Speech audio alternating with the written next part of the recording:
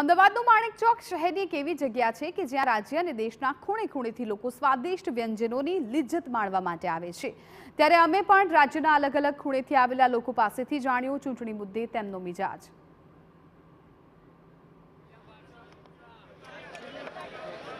માણેક ચોકમાં આપણે આવીએ ને તો તમને દૂરથી પાવભાજી, પુલાવ, મંચુરિયન, સેન્ડવિચ આ બધી જ વસ્તુઓની છે ને સુગંધ આવવાની શરૂઆત થઈ જાય અને એ આવતાની સાથે જ મોંમાં પણ પાણી આવવાની શરૂઆત થાય છે। આ જે પણ લોકો આપ જોઈ શકો છો એ લોકો લિટરલી જે એન્જોય કરી રહ્યા છે ફૂડને, એ ફૂડને હું સમજી શકું છું કે કેટલું મજા આવે છે એન્જોય કરવાની। પણ આપણે જે લોકસભાની વાત કરવાની છે તે વાત તો કરીશું જ। સીધા જઈએ અંદર। ભાઈ અમદાવાદના? ના, હું પ્રોપર વડોદરાનો છું। વડોદરાના? તો અમદાવાદમાં શેના માટે? અહીંયા મારી જોબ છે। છેલ્લા 2-3 મહિનાથી અમદાવાદ આવેલો છું અને અમદાવાદ આવે ને માણેક ચોક ના આવે એવું થાય જ નહીં। ક્યાં વાત છે? એટલે અમદાવાદ અને વડોદરામાં ડિફરન્સ શું લાગે? ડિફરન્સ તો આમ તો એક તો ખાલી એક બધાની અલગ અલગ એવી પોતાની ડિશિસ છે। જેવી રીતે તમે વડોદરામાં આવો તો તમને સેવસળની મજા માણવા મળે, અમદાવાદ આવો તો તમે દાળવડા અને વિભિન્ન પ્રકારની વાનગીઓનો માણવાનો મોકો મળે અને રાતે આવો તો આવું માણેક ચોક જે છે ત્યાં તમને બધી જ વસ્તુઓ એક સાથે મળી જાય। વિકાસ કયા શહેરનો વધારે થયો છે, વડોદરા કે અમદાવાદ? કેવું થોડું અઘરું છે પણ ગરુ ગુજરાત આપણું। જય ગુજરાત। બધે જ વિકાસ, સૌનો સાથ સૌનો વિકાસ। છેલ્લા 10 વર્ષમાં જે આપણે ફર્ક જોઈ રહ્યા છે એ દરેકના જીવનમાં જોઈ રહ્યા છે। કોઈને મફતનું નથી જોઈતું પણ બધાને એવા કાબિલ બનાવી રહ્યા છે કે પોતે પૈસા ખર્ચીને એક એવા કાબિલ બની શકે કે એમને મફતની કોઈ જરૂર ના પડે। લોકો એમ પણ કહે છે કે ભાઈ ગેસનો ભાવ બીજા બધા રાજ્યો કરતાં ગુજરાતમાં વધારે છે, તમને લાગે છે? એવી ઘણી બધી વસ્તુઓ છે જો આપણે કમ્પેર કરવા જઈએ તો, જેવી રીતે કે પેટ્રોલ, અમે હૈદરાબાદ હતા લાસ્ટ 6 યર્સ માટે, ત્યાં અહીંયાથી 10 રૂપિયા 15 રૂપિયા વધારે ભાવ હતો। મહારાષ્ટ્રમાં પણ જોઈએ તો કમ્પેરેટિવલી વધારે હતો। તો એવું કંઈ નથી, કમ્પેરિઝન દરેક વસ્તુની અલગ અલગ આપણે કરી શકીએ છીએ। તમારા બાળકો છે તો તમને લાગે છે કે ભાઈ એજ્યુકેશન પર્પઝમાં સરકારે વધારે કામ કરવાની જરૂર છે કે અત્યારે પૂરતું છે? અમે બંને ટીચર્સ છે એકચ્યુઅલી, અમારું આખું ફેમિલી ટીચર્સ છે।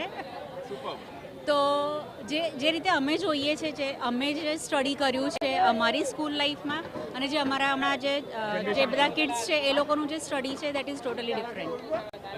એટલે આપણે વાત કરીશું। અહીંયા બીજા પણ મેડમ છે અને મને જાણવા મળ્યું કે ભાઈ આખું આ ટીચર્સનું આખું ગ્રુપ છે, એટલે વાત તો ભાઈ એજ્યુકેશનની થવી જ જોઈએ। આ પરફેક્ટ મુદ્દો આવ્યો છે। તમે ખુદ ટીચર છો, આજથી લગભગ 20-25 વર્ષ પહેલાંનું એજ્યુકેશન અને અત્યારનું એજ્યુકેશન સરકારે કોઈ એમાં ફેર લાવ્યો છે? એટલે હમણાંનું જે ટીચિંગ સ્ટ્રેટેજી છે એ બધી રીતે બચ્ચાઓ માટે પ્રોપર ડેવલપમેન્ટ માટેની સ્ટ્રેટેજી છે કે પહેલાં એવું તો ખાલી ભણવાનું જ હતું, હવે એકલું ભણવા પર નથી। સ્પેશિયલી હવે તમે નાના નાના બિઝનેસને પણ એ પુશઅપ કરે છે કે તમે આ બિઝનેસ ચાલુ કરો, હું પૈસા આપું, રાઈટ? એટલે એવી રીતે એકલું એજ્યુકેશન ફોકસ નથી પણ ઓલ ઓવર ડેવલપમેન્ટ અને ઓલ ઓવર બિઝનેસ ડેવલપમેન્ટ પર સપોર્ટ કરે છે। એટલે ટીચિંગનો થોડો કોન્સેપ્ટ પણ એ લોકોએ બદલ્યો છે। મેડમ મને એમ કહો, ગુજરાતમાં મહિલાઓ સુરક્ષિત છે? સુરક્ષાનું તો છે જ। એટલે હું પોતે બરોડામાં જો રાત્રે 11-12 વાગે એકલી નીકળું છું, લાઈક મારા હસબન્ડ પૂના જોબ કરે છે એટલે એમને મૂકવા માટે હું અહીંયાથી એકલી મારી જાતે રાત્રે 1 વાગે પણ હું એક્ટિવા લઈને નીકળું છું તો મને કોઈ પણ ડર નથી રહેતો। ને પોલીસનું એટલું ટ્રાન્સપોર્ટેશન ત્યાં ફરતું હોય છે, સો આઈ એમ વેરી ફિલિંગ સેફ। અમદાવાદના? વાપી। વાપીના માણેક ચોકની કઈ વસ્તુ સૌથી વધારે ભાવે? ભાજી પાવ, ઢોસા, ટેસ્ટી, જબરજસ્ત।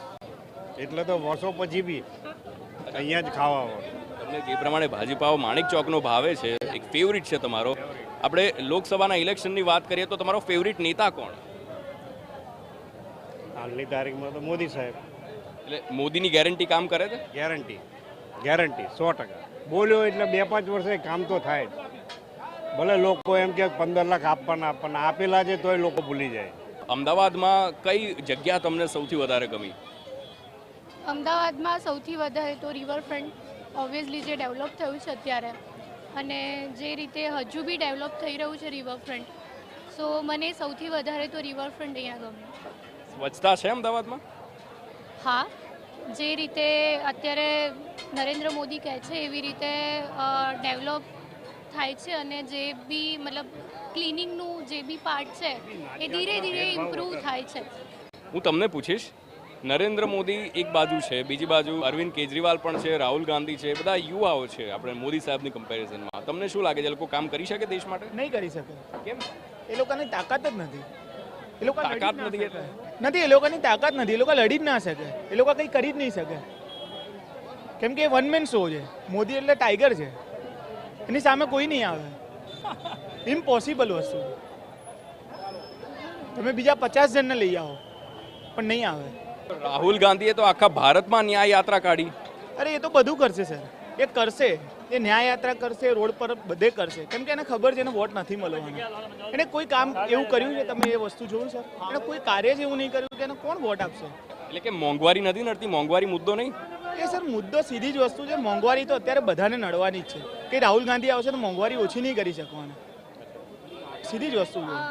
જ્યારે લોકો જલસાથી જિંદગી જીવે છે, મોલમાં જઈને શોપિંગ કરે છે, XYZ બધી વસ્તુ, એ લોકો જ્યારે બેગેજ મોલમાં બેગ હોય છે એનું અત્યારે રેટ 50 રૂપીસ કે 10 રૂપીસ પર બેગ થઈ ગયું છે, ત્યારે એ લોકોને મોંઘવારી નથી નડતી. અને અહીંયા મોંઘવારી એ લોકોને કરિયાણામાં ને એમાં નડે છે.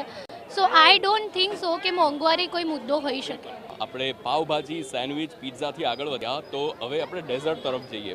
એક બાજુ માટલા કુલ્ફી ચાલે છે તો બીજી બાજુ આપ જોઈ શકો છો કે ફ્રૂટ શોર્ટ્સ એક અલગ જ પ્રકારની આઇટમ છે અને ત્યાં યુથનું એક ગ્રુપ છે, તેમની સાથે આપણે વાત કરવાનો પ્રયાસ કરીશું. ભાઈ, આપનું નામ?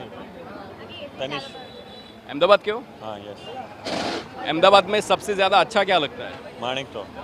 अच्छा, लोकसभा का इलेक्शन आ रहा है, पता है? हाँ पता है. 7 मई. वोट देने वाले हो? हाँ देने वाले. क्या लग रहा है इस बार सबसे बड़ा मुद्दा क्या है देश में? मुद्दा तो अभी कोई नहीं है, भाजपा सरकार ही आएगी ऐसा है. તમને લાગે છે ઇન્ડિયામાં વિકાસ થયો છે? हाँ मतलब पार्टली हो रहा है, कुछ जगहें हैं जहाँ पे अभी भी फोकस किया जा सकता है, जैसे कि एजुकेशन और हेल्थ से ज़्यादा इंफ्रास्ट्रक्चर पे काम हो रहा है वेरी एविडेंटली, तो मे बी उस साइड भी थोड़ा फोकस शिफ्ट हो जाए तो बेटर होगा.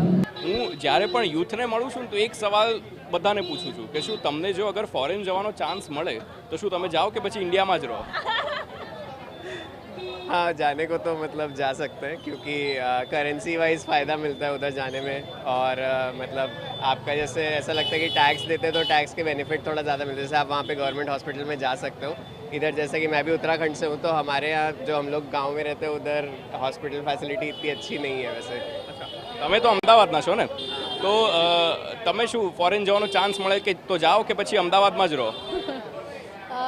मतलब डेफिनेटली थोड़ा बेनिफिट्स तो है बहार, कारण के એ જ ટેક્સના ટર્મ્સમાં, બટ હમણાં તો ઇન્ડિયા भी like one of the leading कंट्रीजમાં જ આવી ગયું છે.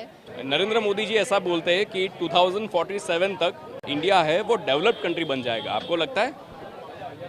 बन सकते हैं, मतलब अगर नहीं भी बनते तो एटलीस्ट हम उसकी तरफ होने चाहिए हमेशा. તો આ હતા માણેક ચોકમાં મજા માણતા મતદારોનો મિજાજ. આજના દિવસ માટે બસ આટલું જ. મને રજા આપશો. હું છું હાર્દિક મોદી, કેમેરામેન દીપક સેન સાથે, TV9 ગુજરાતી, અમદાવાદ.